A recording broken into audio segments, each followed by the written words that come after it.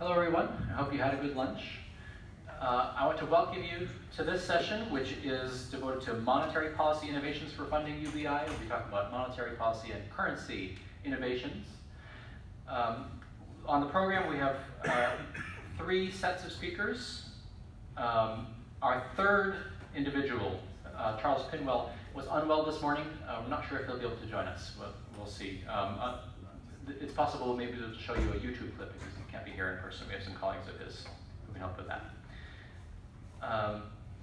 I'm going to try to, so it's fine for presenters to take a little bit more than 15 minutes, but I think maybe, why don't we aim to not exceed 18 or 20 minutes. So just to make sure that we do leave time for questions and discussion.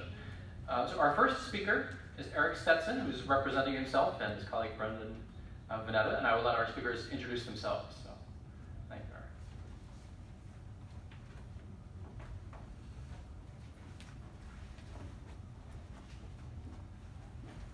Eric. All right, well, thank you very much for the opportunity to speak here today. It's great to see a good turnout at this event. I've spoken here, this is the third year in a row that I've spoken here, and it's good to see that the interest in UBI is continuing to grow. And I think that we're really entering a new era when UBI is going to be much more considered by the general public. I think here in the United States, especially as a result of the presidential campaign of Andrew Yang, it's bringing a renewed interest to the subject. But we still are living in a time when the mainstream of politics in most countries, including the United States, does not include a significant discussion of universal basic income yet.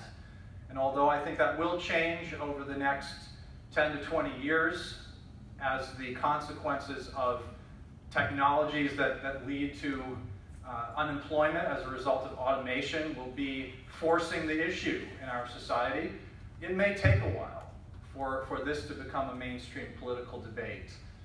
And in the meantime, we need to be doing things to prove out the concept, to prove that universal basic income is something that can be done, something that should be done, and demonstrating examples of it. We should not be waiting for politicians to pick up the ball and run with it. There certainly are some who are at the leading edge, like Andrew Yang, but we have a long way to go. So, Mannabase, the company which I founded about 1.5 years ago with several other co-founders, is one of the pioneering companies who we are attempting to implement universal basic income, or at least test out the theory of it, the concept of it, through a non-governmental mechanism. There are many projects in this niche now. When we started in 2015, which was the first iteration of our project under the name GrantCoin, we were the only ones that were attempting to do anything like this. And now I am personally aware of over a dozen companies and organizations that are attempting a non-governmental technology-based implementation of UBI, and I've been told that there are several dozen. So this is growing, and I personally am thrilled that that's the case. This presentation I'm going to give today is essentially the same presentation that I gave in April at Draper University in the San Francisco area. Billionaire venture capitalist Tim Draper was in the room watching us along with 11 other companies who were pitching to him that day. And it was an incredible experience to stand before a billionaire investor and make the case for why and how we can and should implement a universal basic income through a non-governmental method. And Mr. Draper told me that he thought that our project was one of the three best that presented that day. And that was quite an honor to hear him say that. And I think we should all be very proud of ourselves, everyone who is promoting the idea of universal basic income. Everybody here in this room, everybody who's speaking here today, and everybody who's active in this movement. Because we are causing more and more leaders in the world to take notice of this revolutionary and much needed idea.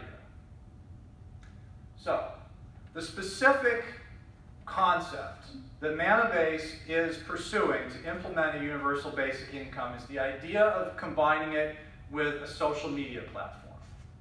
We believe that as more and more people around the world are spending more and more of their time on social media every day, that time that they spend and the value that they create should be fairly compensated.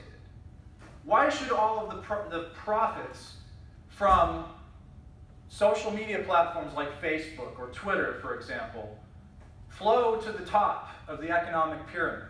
Why should people like Mark Zuckerberg receive all of the financial benefit of the content that billions of human beings are creating every day? That content belongs to all of us, and it enriches the world that we all live in. And that content should be fairly rewarded. And we in the Mannabase company believe that the way to do that is to build in a universal basic income or social dividend into the inherent structure of a social media network, so that the profits from that network will flow to all users. This is a way that we can solve poverty on a global level. A person living in a poor village in Africa, for example, who has access to a cell phone and can post online about their life and about their interests and their ideas, that person can receive monetary reward for doing so. And they should. We can solve the worst poverty in the world in this way. About half the world's population today is living on less than $2.50 a day.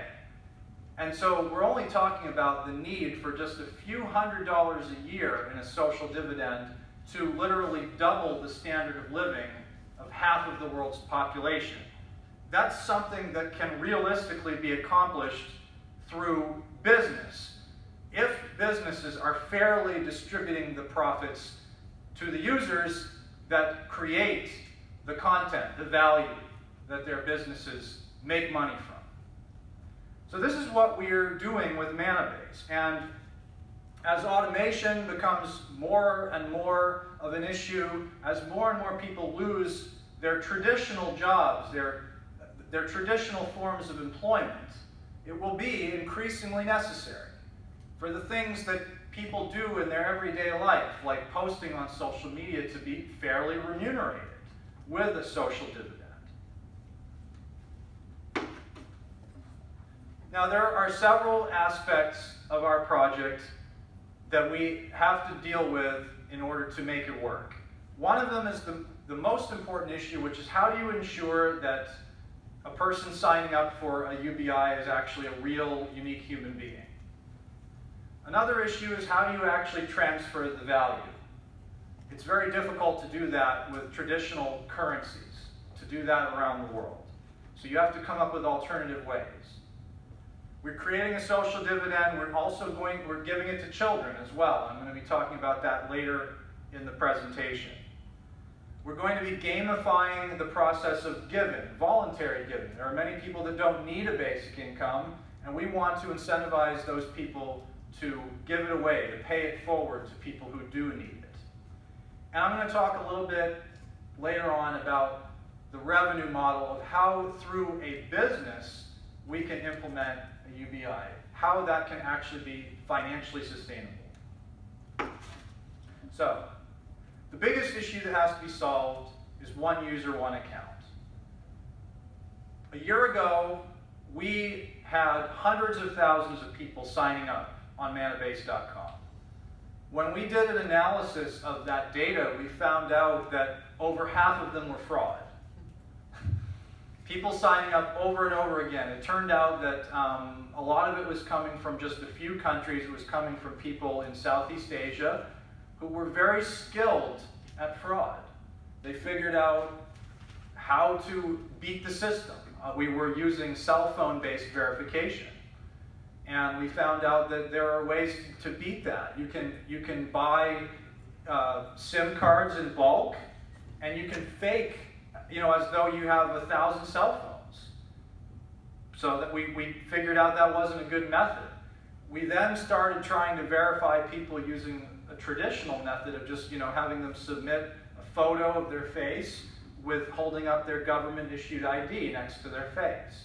Now this could work, but the problem with it is very labor-intensive, so it requires a lot of money to actually hire personnel to process all of those applications.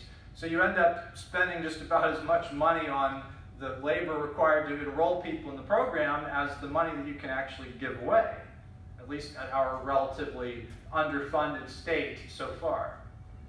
So we started looking into other options, and the two options that we're looking into the most, and we're going to be starting to test out later this year, are voice biometrics, which is a technology that has dramatically improved in the last several years, the ability to distinguish uniqueness of human beings by their voice print. And another amazing technology, which is under development by actually another company that presented in April along with our company to Tim Draper, it's a web of trust system, and that company is called Bright ID. And I'm pleased to be able to announce today the news, you all are hearing it for the first time, that Bright ID is going to be working very closely with our organization.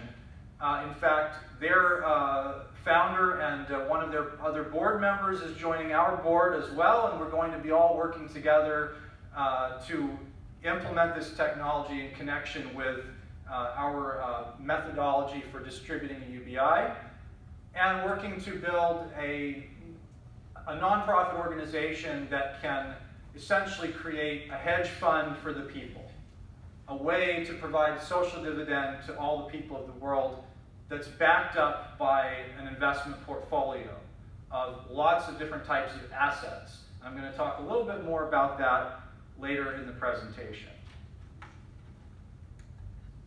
So, let's talk a little bit about the methodology of how you actually give away the money. Once people get enrolled in the system, and we've verified that they're real and unique humans, how do we actually give them free money? Well, in 2015, I created, along with several other co-founders, a cryptocurrency called Grant Coin, which was later rebranded as Manna. Manna, like the story, the myth from the Bible, from the Old Testament, of the free bread that was provided to the Israelite refugees in the desert when they were escaping from slavery. This is the first human myth of universal basic income, of a means of sustenance for people that they don't have to work for, that is just a human right. So we decided to adopt that name for our currency. So when Bitcoin was invented in 2010, it was, in my opinion, a revolutionary world transformational invention because it enabled for the first time any person or organization to create their own monetary system with money that you can distribute around the world, essentially frictionlessly, instantaneously, with almost no cost, very quickly and easily to anyone anywhere around the world who has access to a computer or a smartphone. And so people can now test out monetary systems. So we created a cryptocurrency that is based on this idea of having it be given away as a universal basic income.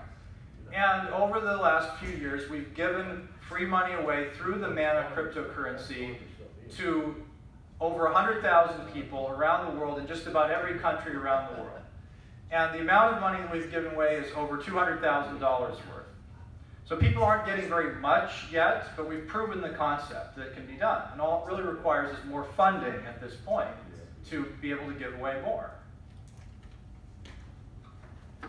Now, one of the unique aspects of what we're doing, compared to other projects in the cryptocurrency UBI space, which, as I say, there are now a couple dozen of them, is that we are also, I'm ahead of myself here. So I skipped over this slide because basically I already just told you. Over 100,000 people, we distribute it on a weekly basis. It's automatically sent through the blockchain, which is the actual technology that enables the basically the record of all transactions of cryptocurrencies, and every individual in the world is eligible. We have a children's savings program where we not only are giving it to adults, but we're also giving it to children as essentially a basic capital grant that the children become eligible to unlock when they turn 18. So for those of you who are familiar with the concept of a baby bond, this is basically what we're doing with a cryptocurrency. We're giving impoverished children, starting in a refugee camp in Uganda, thanks to my colleague Ken Chester, sitting right here, who has the connections with people who are working on the ground in that refugee camp to sign up children in abject poverty. And so we've already signed up several dozen children for this program, and they are receiving a little nest egg that when they come of age will be hopefully worth something significant.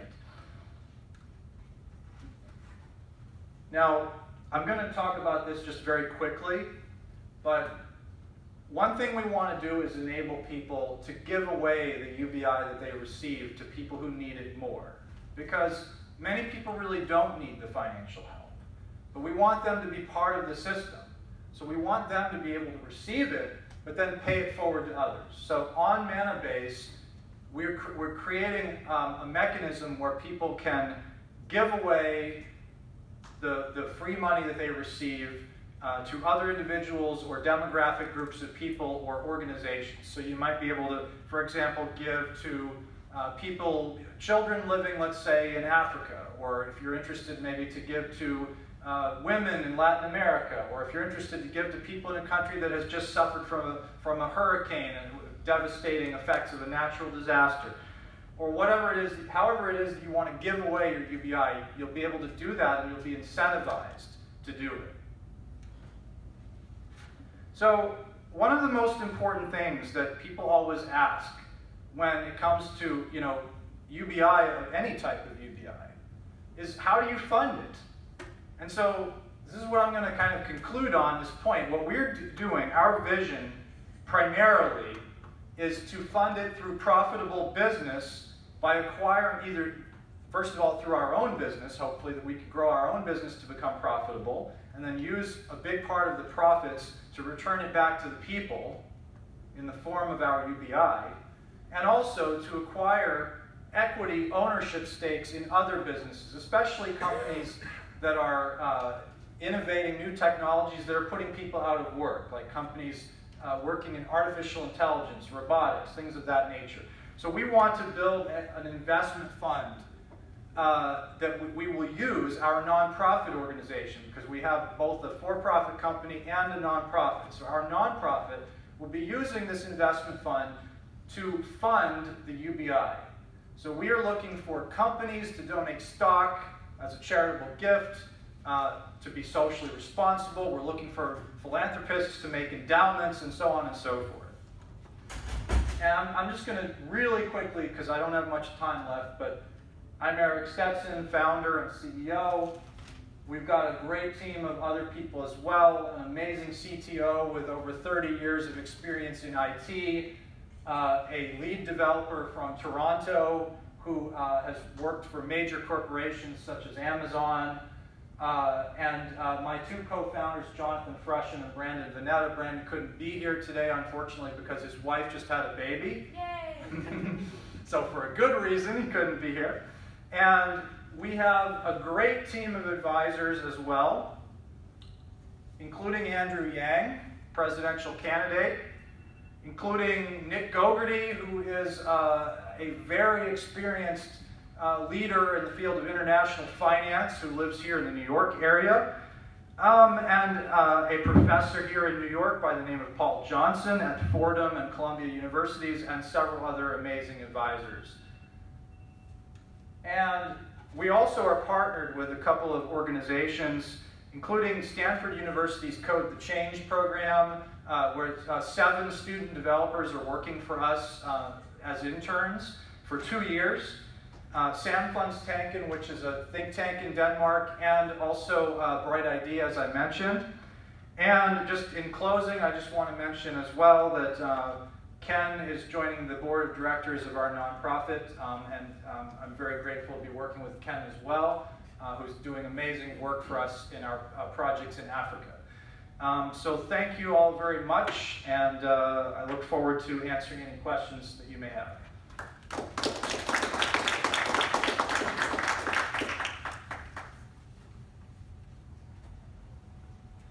Thanks, Eric. I don't think I introduced myself at the beginning. My name is Brent Ranalli.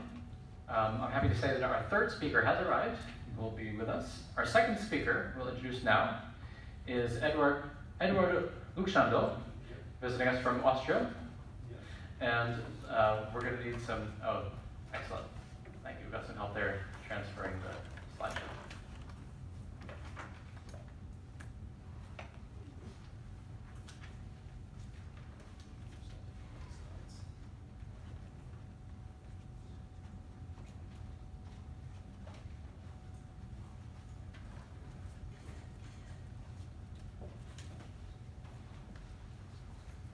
Hi, my name is Eduard Lukschandl, and I will present to you my ideas how to finance the UBI by introducing a complementary e-currency.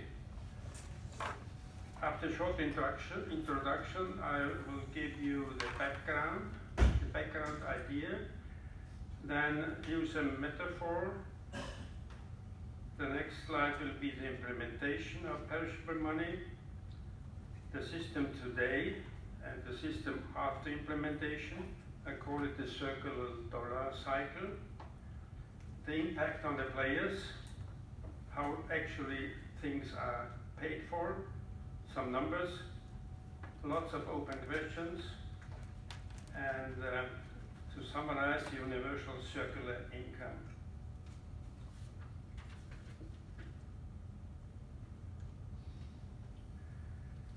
I was born in Austria, but spent half my life in Sweden, and worked as a system analyst at Ericsson Hewlett-Packard Telecom, and did some research in artificial intelligence at the Chalmers University of Technology in Gothenburg.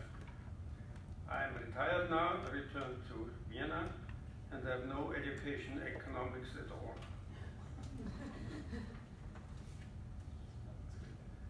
The background. Oh, it's not just here. Everyone agrees on the three functions of money: that of medium of exchange, unit of account, and store of value. Two of these contradict each other in the sense that the act of storing money decreases the amount of available money for exchange purposes.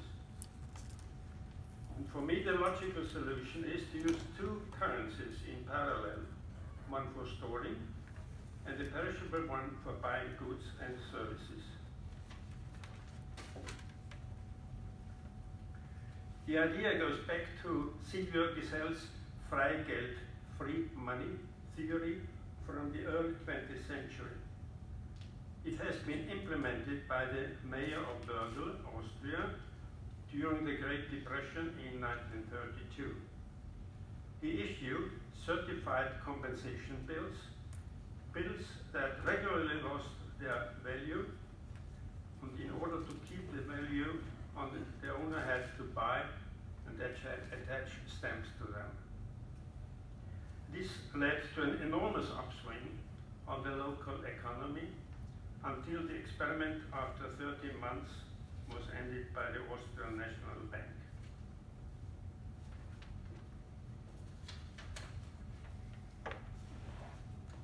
Now to the metaphor. In nature, there exists a system that illustrates the proposal very well, the water cycle. It works like a perpetuum mobile that is driven by the energy of the sun. Worldwide, a steady flow of precipitation on one and evaporation on the other hand. In former times, water mills were used. Now, turbines generate electricity that in turn provides energy for all sorts of motors, electric devices, electronic devices, and so on. And the water droplets are equivalent to the units of perishable money.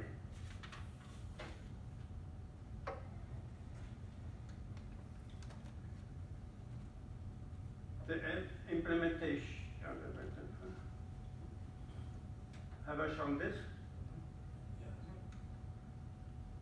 The implementation of evaporating or perishable money. And this is very important and gives rising a number of questions.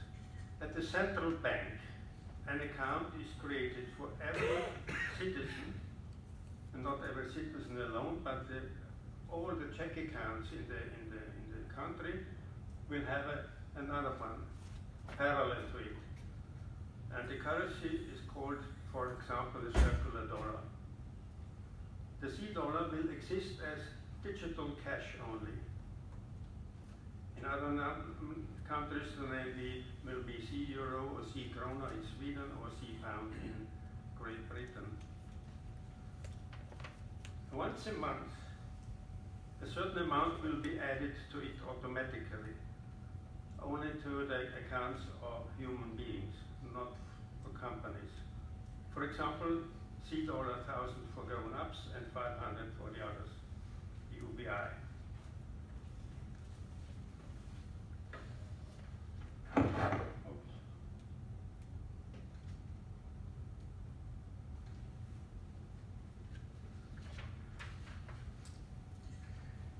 In order to discourage people from saving their money, the C dollars will automatically lose their value by deducting from the C accounts, for example, 10% every month. For psychological reasons, a weekly payment of 230 C dollars and a 0.3% devaluation every midnight would be preferable. Otherwise, people get $1,000 on the first of every month, will rush away by everything in order not to lose money. The money supply would increase only during the introductory phase of the UBI, leveling off after about 5 years, when the weekly supply will equal to the devaluation. So if you have a person which has no other income and doesn't use the money, he will get $1,000 C every month. And after about 4 years, he will have 10,000 C dollars. And every the next $1,000 he will get is compensated by 10% of $10,000. So he can never have more than $10,000, 10 times the monthly payment.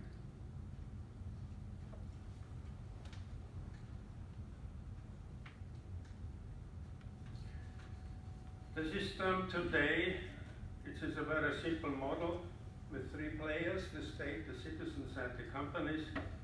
And the arrows show the flow of money between these 3 players.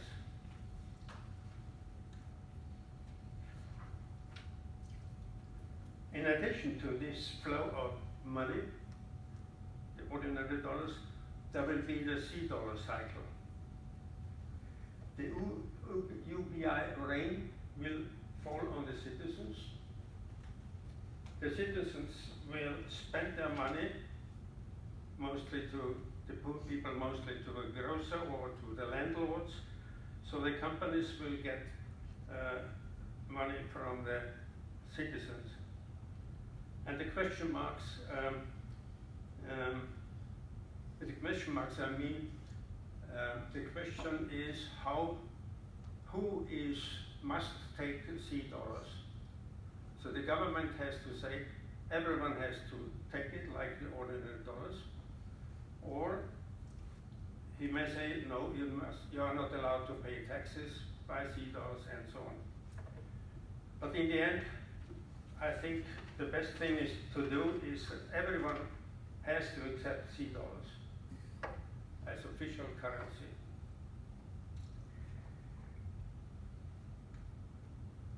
So what impact would that have on the players? Regularly the citizens get the UBI C dollars and spend them, most of them as fast as possible.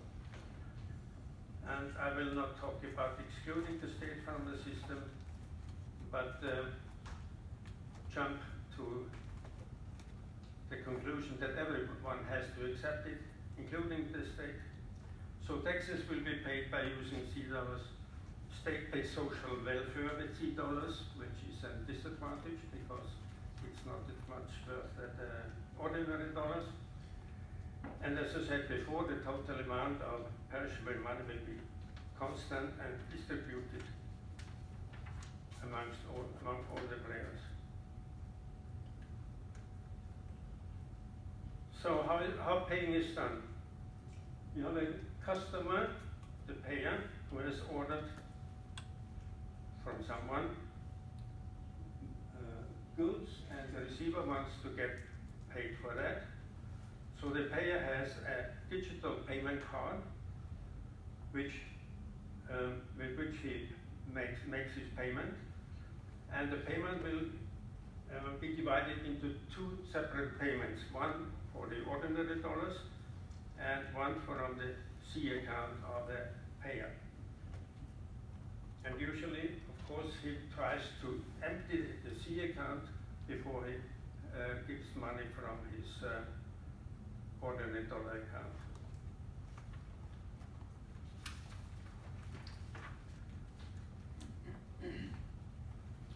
Some numbers for comparison.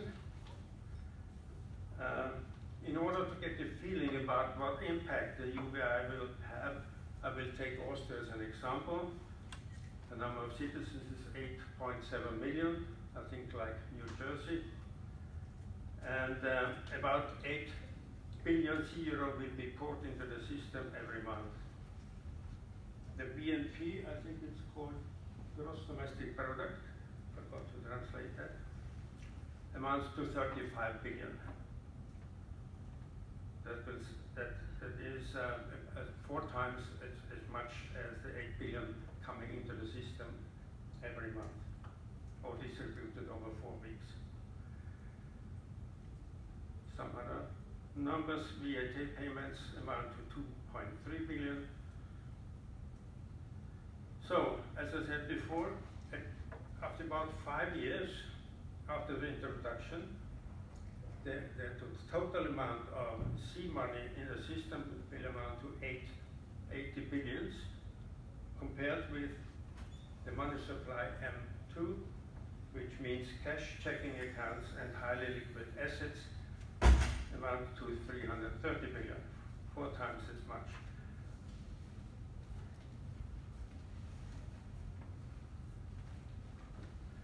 The overall impact. As I said before, I'm not an economist, and perhaps some economists will be very upset about that the money supply will extend or will be bigger by a fourth. So I think nobody can say what will happen. I thought that we can build a computer model simulating the money flow from today and make deductions for what happens when we introduce the C money. And but I don't think that is possible. So no economist will, perhaps some of them will dare to predict what will happen if we do that.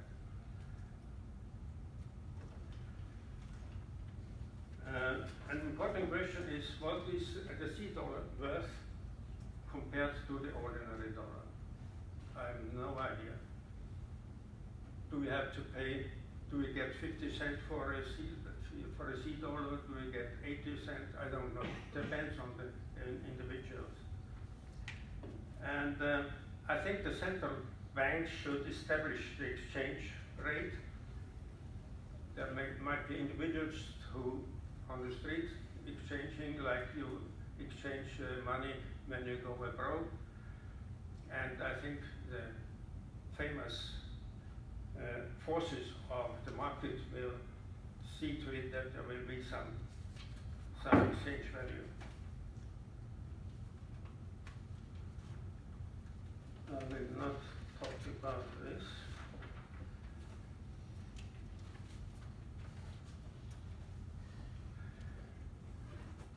So as I said, I don't believe that the model or theories of economists will get any answer. So I see, alas, there's only one way left.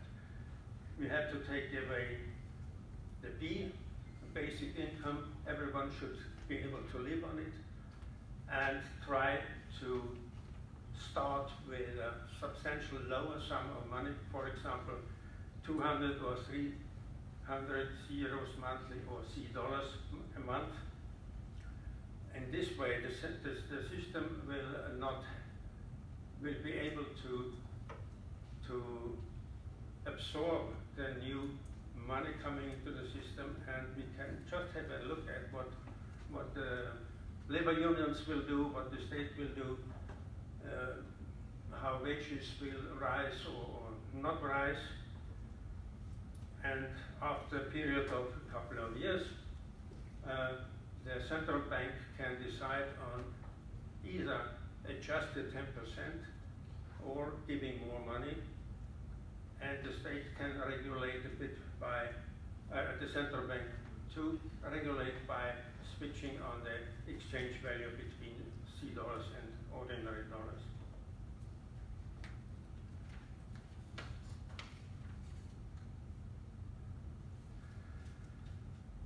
So, what is there to be done? I have no one behind me. I'm only interested layman. I've been looking at this question for 5 years now.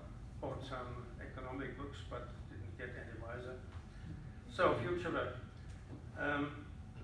I'm very glad to be here the day before, in the morning, because some of the speeches paved the way for my presentation, actually. There's a positive money movement in Great Britain, which is investigating the digital cash.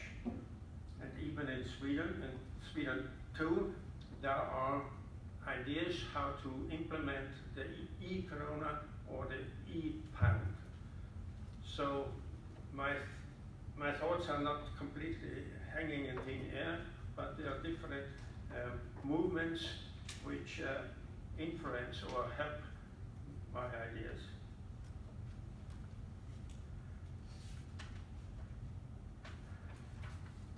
I want to summarize the nature of the UCI. It's digital only. It is fiat money made from nothing. Helicopter money, positive money, and central bank money. It's politically neutral. It's not on the left wing, right wing, or liberal and conservative scale. Has nothing to do with feminism, but I try to do it as just to stand alone as a system. Of course, it has influences from the environment, but I would not answer the question rich against poor, similar questions. And it's for free. Therefore, ladies and gentlemen, let it rain. Thank you. But we shouldn't carry any umbrellas. You don't want any money? No, it should rain, but we shouldn't have any umbrellas. Yeah. So we can get all soaked. To turn it around.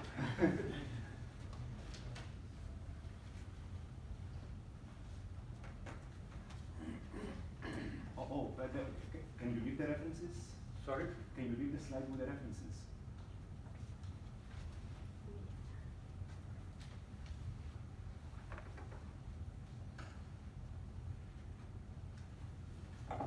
Thanks, Eduard. Our third speaker is Charles Pinwill from the Minden Institute, who's visiting us from Australia.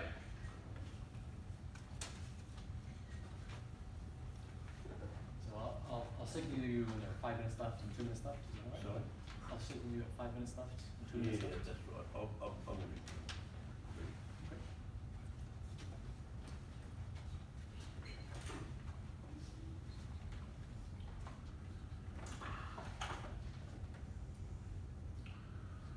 Well, ladies and gentlemen, I'm going to be pretty brief and to the point.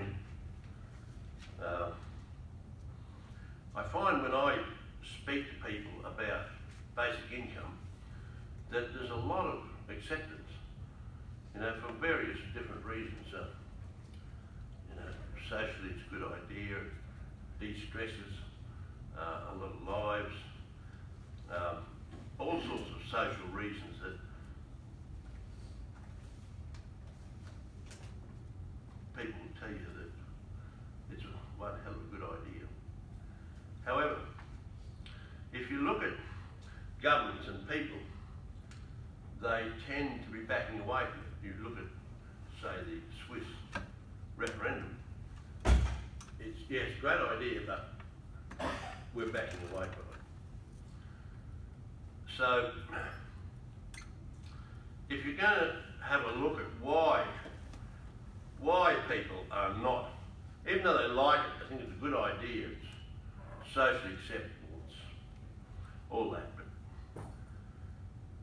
but not just now, not just for us and not just at the moment.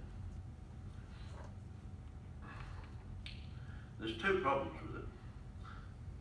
One is who's going to pay for it, and the other is how are they going to pay for it. So if you can get past those, I think everybody loves it. So that's what we're trying to do. We're trying to look at who's going to pay for it and how we're going to pay for it. The title of my address is Financing a Basic Income for All. And what I'm proposing is that we use something called a national dividend.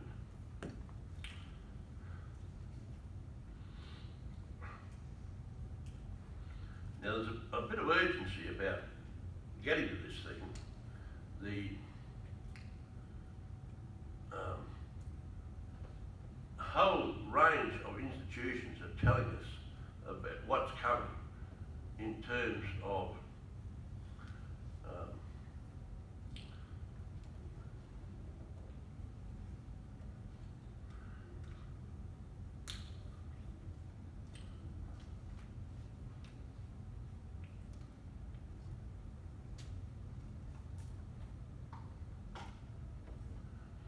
artificial intelligence is just on its way. It's the cusp. We're on the cusp of all sorts of things happening with it. And we've got Oxford University telling us, there's going to be 20% unemployment anytime soon. In Australia, we've got a couple of major retailers telling us that they're going to produce, they're establishing warehouses that are hundreds of acres, nobody there, all done with technology from the other side of the world, which they've all clicked into and purchased. And not only are these warehouses going to distribute everything that we need to the supermarkets, but they're going to also distribute everything directly to individuals. It's a bit like an Amazon type situation. They're envisaging not having any supermarkets. Supermarkets are going to be old hat. We're all just going to play on our computer and everything will turn up at our door. So they're envisaging, what they're saying is that we're a small country. We've only got 25 million people. They're saying within a few years we'll have 5 million people unemployed because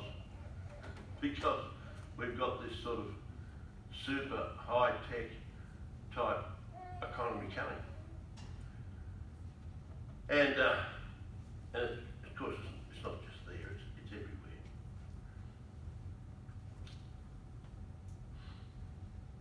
Now, at the moment, we're considering two ways to finance basic income. One is we finance it with tax, and the other is we finance it with tax and debt. But they both amount to the same thing, really. You know, we pay for it now, or we delay paying for it, we pay for it with a bit extra later. So it's all going to be paid for with taxation, one way or another.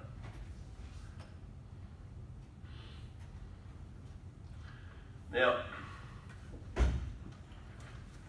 few years ago, not too many, a few Australians decided that we'd try to measure certain things that were happening in the economy. Now, in the scientific world, if you want to, no matter if it's new, it might be an asteroid or it's a wave or whatever it is. Whatever it is and it's new, you're trying to measure it. You measure its colour, you measure its weight, you measure its velocity, whatever it is. That's how we go about trying to discover things. Now, we decided we were going to try to measure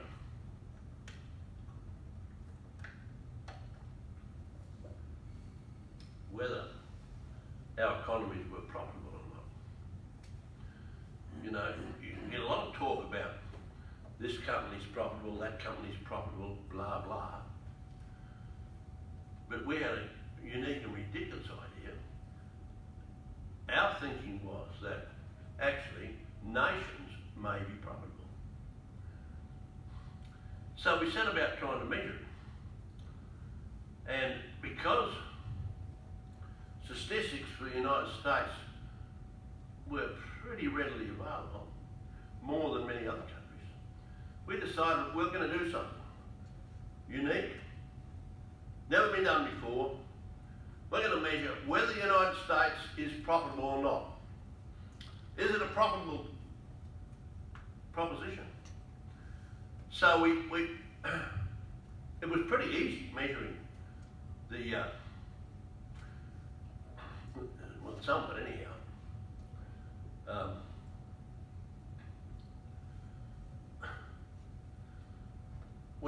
When companies try to measure their profitability, they only look at things from the point of view of their shareholders. They don't look at things from the point of view of, well, the bloke down next door down there, or their clients. They might be this, that, or the other.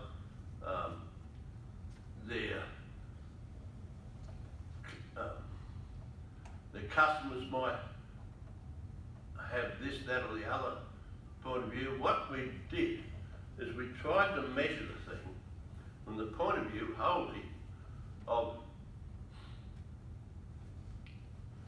whether the people of the United States,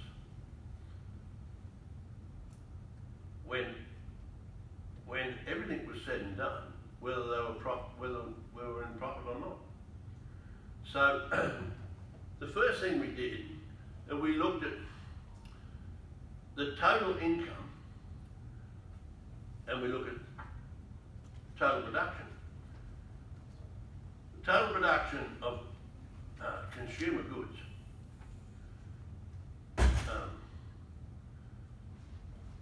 was $12.5 trillion. It's on the GDP. The gross domestic product is right there. The total amount of production produced and sold of consumer products in the United States was $12.5 trillion. So what was the total income of all Americans put together? That was a little bit more complicated. But when we got to it, it was 10.1 trillion.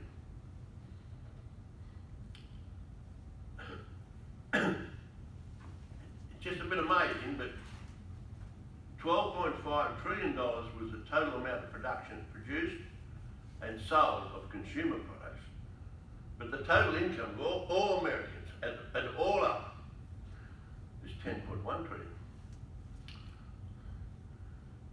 So, one thing you've got to assume from that is that America is very profitable. It's extremely profitable. You know, some of the statistics we found along the way, the total wages and salaries paid to all Americans only came to 42% of the gross domestic product. That's the total amount of payments for wages and salaries, 42%.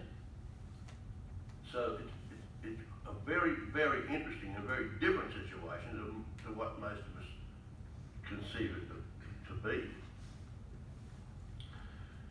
Now, of course, you might say, well, it's impossible.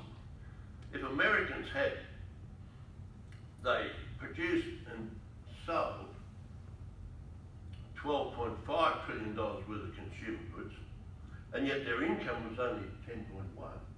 How can they do that? Well, it's easy. There's only one way to do it. You go into debt. Americans went into debt to the extent of $2.3 trillion. You see, because America's profitable, it's got to go further into debt every year, because if it doesn't, you can't afford to buy your own product. So that's the way it's done. Every year, and it's not just America, I mean, it's Australia, it's where you want to look.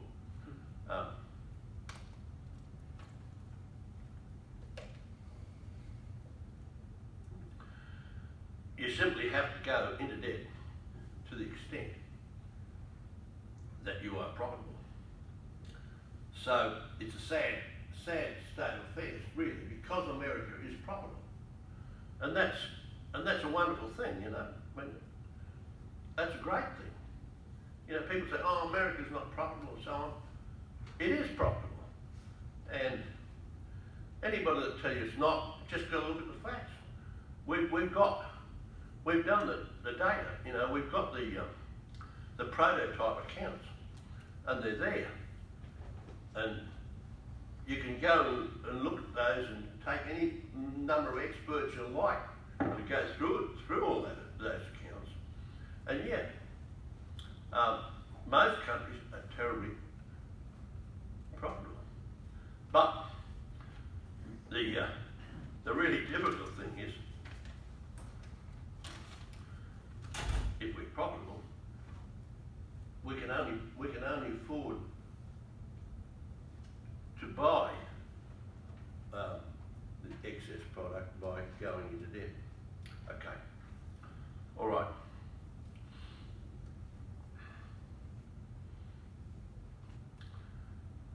What we're proposing is pretty simple stuff, really. We're saying that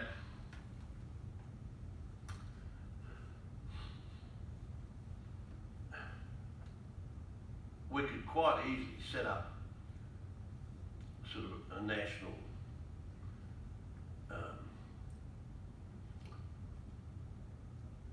accounting body. We could calculate what the national profitability is.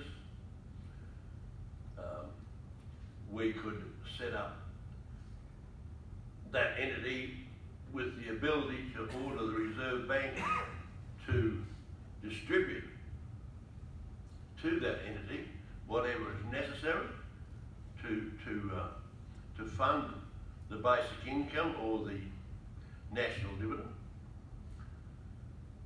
And that's all pretty simple stuff. That's all doable. It's not rocket science at all. So we can set up an entity that says, look, this is what we're producing in terms of consumer goods. This is what our income is. This is the difference. This is the probability. we issue that amount, we distribute it, and we do it. We don't have to do it as debt. I mean, that's only a convention. We insist at the moment that if we're going to have any increase in purchasing power, we've all got to go into debt for it, and we've got to be in debt for the rest of our lives. But that's not necessary. That's just a convention. We can easily say, well, and we've done this in the past, in some measure anyhow, we can just distribute that debt and interest free. That's doable. It's not rocket science. You know, if you can distribute it as a minus, you can distribute it as a plus. You know, it's just a matter of changing the signs on the mathematical blackboard. That's all that has to be done. And we're saying yes, we can distribute. And as it happens, in terms of the American people, in that 1 year, we did the books for 2014, and the profit per American was $7,500 for every American person. And for every family of 4, that's $30,000. There's $30,000 for every family in America that they had to go into debt that amount in order to keep the economy running. Because if we don't go into debt that amount, that year, the next year, and every other year, well, you can't handle you can't distribute your production. So it's pretty simple stuff. We're not talking about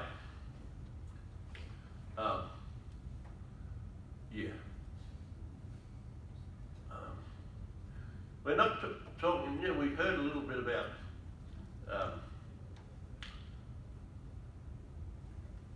2007 and 8, and we had all that distributive distortions. We're not talking about creating money and trickling down from the top. What we're talking about and what we're proposing is a trickle up economy. We put debt and interest-free money into existence at the bottom of the economy, and instead of trickling down, as we're told the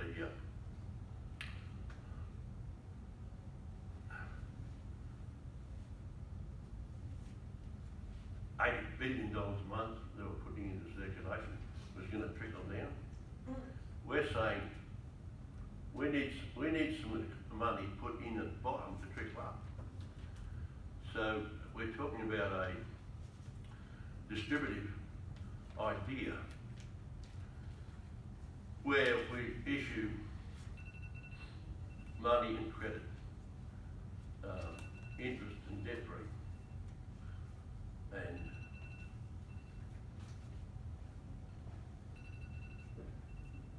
it can help us all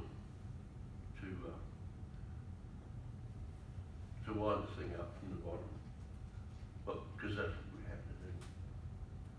All right.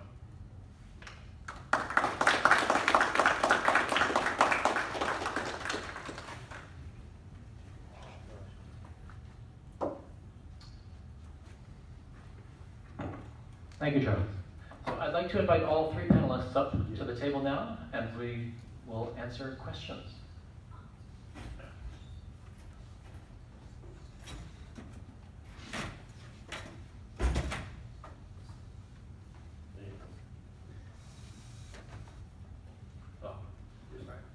Whatever.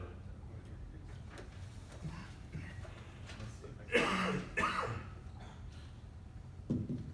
is working now. Okay. Oh, before we answer questions, we have announcements. Jesse, would you like to speak? Yeah, just super quick, and I don't want to take away from the time. Sheila from Basic Income Canada Network asked me to ask any Canadians who are here if tomorrow, just before we go to lunch, we meet at outside of room 217 just for a few minutes, just for us to connect. So all the Canadians tomorrow before lunch.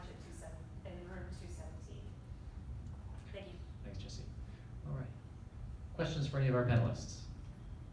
Yes. I have a question. My name is Pauline. I'm a student here, actually, at Silverman School of Social Work. And I guess, and we talk a lot about social justice here. We also talk a lot about the ethical dilemmas that we have as social workers, because we work with a lot of our agencies work with the bottom percent. So we talk a lot about the economy as a means of power and control. And so this idea that the 1% has massive amounts of power and control, and we need a massive transference of power and control, specifically in this country, but across the world. And I wonder, specifically with Mannabase, how Mannabase would actually do that, especially when we think about climate change and overproduction and the need to slow down production to survive climate change. And I wonder how, if Mannabase is possible or has an intersectional lens when it comes to the need to transference wealth and power from the top percent, and then also how it would address climate change, which we're all having to address very quickly. Well, should I go, are you You doing can like stand 3 up. questions at once, or one at a time? It's different for every. Who else has a question that they would like to ask? All right, why don't we, looks like we got, you can ask your question, then we'll have 2 questions over here. So go ahead, we'll do 2 questions at a time. Yeah, my question was for you as well, Eric. It centers around the idea of capturing the value of your users. And do you see any tension, or have you given any thought in the company to capturing the personal data and social interactions of poor people and monetizing that as a way to transfer some of that back to them? Do you see any ethical dilemma in that being the revenue model? Well, those are really good questions. I'll take the second one first. I think that actually poor people have an incredible amount of value to add to the world through their stories. Human beings are storytellers by nature. We evolved from as sitting around the campfire after the hunt, and telling stories about it. That was, our ancient ancestors. Really the poor of the world have some of the most amazing stories to tell. And as we move into an era where storytelling, which is mostly being done today through social media, is becoming a greater and greater source of value in the economy, I think capturing that and monetizing it in a way that's equitable and just, so that the creators of those stories who are living those lives and have these incredible stories to tell of what it's like to live in different ways, whatever their circumstances may be, that they can reap the rewards of the stories that they're living. So I think that it's actually very ethically sound to try to capture that value and then return it back to the user base. But in terms of data, yes, there are definitely concerns about how do you make sure that you value privacy and that data doesn't get misused. The reason why we decided for Mannabase to be 51% owned by our nonprofit organization is precisely to take the power out of the hands of capitalists over how those decisions get made. We don't want data to be utilized in ways that simply maximize profit, but that violate people's rights and violate ethical standards. So we've decided to put our company under the majority ownership of a nonprofit organization to help prevent those kind of problems. Your question, I think this is a more difficult one to answer, which is why I'm taking it second.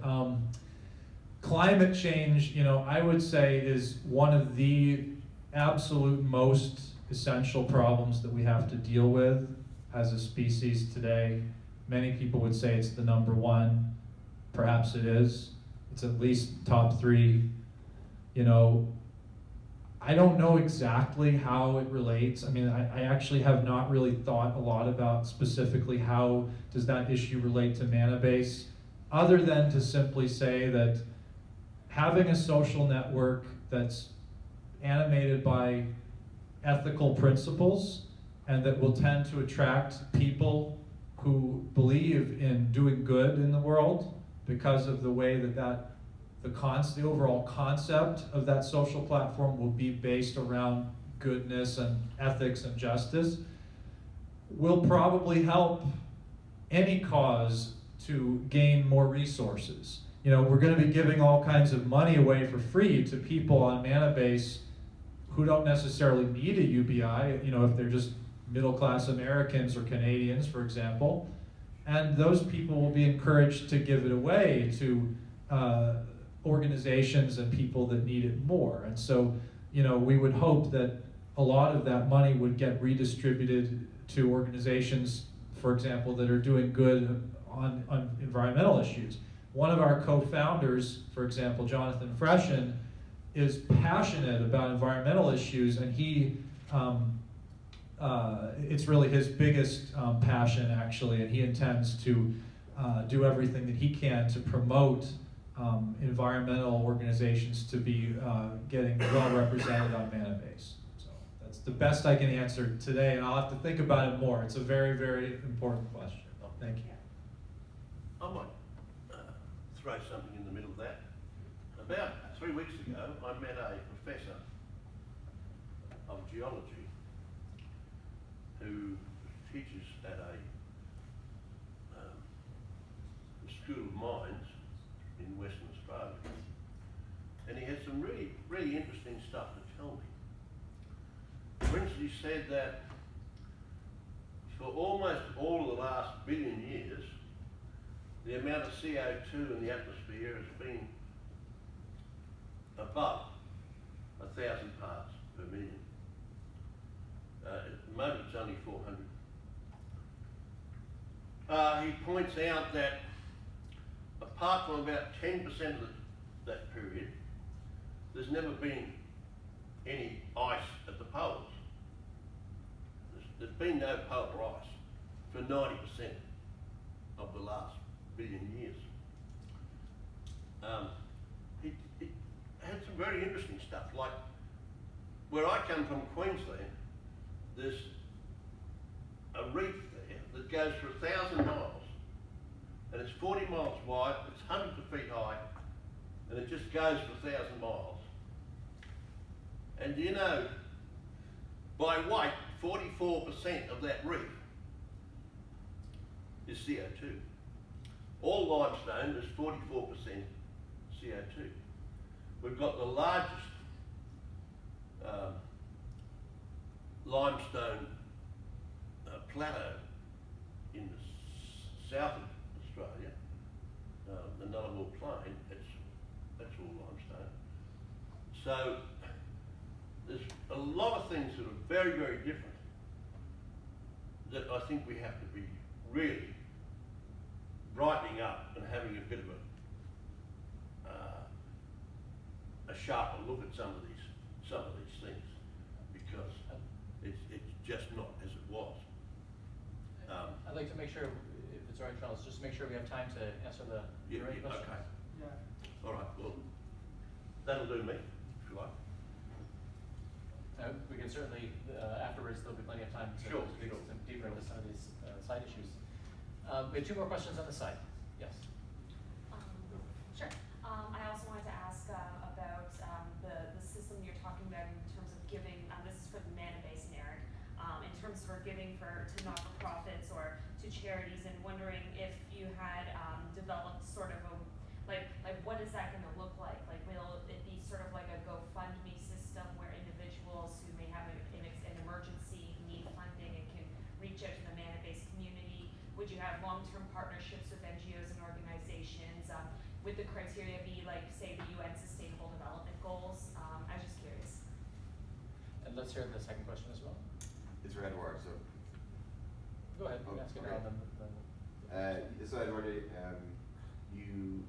I fully agree with your proposal, the value of money having a declining value over time and incentivizing people to use it. What I don't understand is why you wouldn't just use the inflationary model of economics, allow inflation to do exactly that, and focus on reinventing a store of value in some other pro-social way. So what do you gain by explicitly reducing the value instead of just inflating away the value? And the second question is that the demurrage which you're proposing was built into a cryptocurrency project called Frycoin as an experiment. And what's interesting about it is that it completely failed. It got off to a good start, but it didn't engage people. It didn't work. Rather than incentivizing usage, it seemed to just it went nowhere. People saw no incentive or reason to actually accept it. So I'm just wondering if there's anything we could learn from that project that informs your proposal. Can I add something to that question, last question? Go ahead, and then we'll answer all of them. I couldn't quite understand what's the necessity of forcing people to spend the money that they get from the field system. If somebody could accumulate money to do something, just go wild, sometime go around the world and be there, whatever way, or to invest in something. I don't know. Why do you want people to spend the money every month, what they get? Can I also add something to that? So Franklin may have failed, but there's another project called June, or it's called G1 or Dunitor, that's in France. And this is a project that is doing that, and it's relatively successful. You know, it's got an active community. So the currency is created through basic income to its members, and it, in a way, it decays, or it, technically speaking, it's expanded through inflation, but it's the same effect. But the seed is through regular money. Sorry? The seed, the community is seeding this project through regular money, and then you interact based on this new currency, right? Is that how it works? It's a new currency. It's an alternative currency. And how do you guys? So you exchange goods and services on that currency. Yeah. Right. They don't explicitly exchange it for. So it doesn't have. You cannot buy them with regular currency. I mean, there's nothing stopping you if you strike a deal with someone who's got some of these, but there's no official exchange. Let's pause this for a second. It's great that we're going to get some discussions going on today. I want to give Eric and Edward a chance to respond to the questions that were just posed, and then we can continue the discussion out in the hallway or in this room as well. Okay, I'll very quickly answer the question about NGOs on Mannabase. Initially, it'll be a curated group of NGOs that people will be able to donate to. And then over time, it'll be more user-driven. We're expecting to, or planning to, essentially create a reputation scoring system through peer-to-peer, crowdsourced data, where over time, information about organizations will be, or essentially trying to determine the value of a particular organization will be sort of a crowdsourced, wisdom of the crowd kind of based concept. The reason being because we don't want our platform to be too biased by the particular viewpoints of the founders or the team. So we want it to be something that eventually evolves into a broad-based judgment of the overall community about different organizations and their value. And so, but initially we will have to just select certain organizations to partner with, to be on the platform that our team thinks are worthy of being introduced to the community at the beginning. So then you'll be biased towards those organizations that you choose.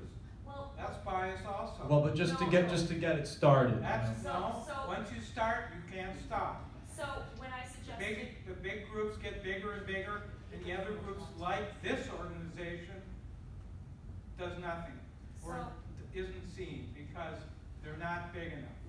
Let's have Edward respond to the question posed to him, and then we'll continue these discussions after. The first question was, do you hear me? Yeah. The first question was, why introduce complementary money? And I have difficulties to answer that because for me it's so obvious. These two different functions of money should be reflected in actually be two different kind of currencies. Is that an answer? No. I think you should ask this one. Yeah, no, I don't think it's an answer because you are. What my question is, even if you accept that means of exchange and store of value should be separate, why are you reinventing a means of exchange when we have inflationary money as a means of exchange? Why don't you focus on reinventing the store of value, some government issued asset, and encourage a return to inflationary monetary policy? Because money with demurrage that you're describing is the same as inflationary money, right? And the big difference is that the amount of money after 5 years will always stay the same. And if you take away the depreciation, the devaluing, then it will just go on and become more and more money, which I think, and us economists, is not good about if you think about inflation. So if you put 8 billion every month into the Austrian economy, I don't know what will happen. We're But 5 if minutes. the amount is stable after 5 years, so you get the fresh money, you can use it as water falling down from heaven. But it will not Okay, the so amount stays. I'm gonna say we're 5 minutes past the closing time now. This conversation can continue, and I see there are other people who have additional things to add. Let's say, well, first of all, let's thank our presenters. And this conversation can continue.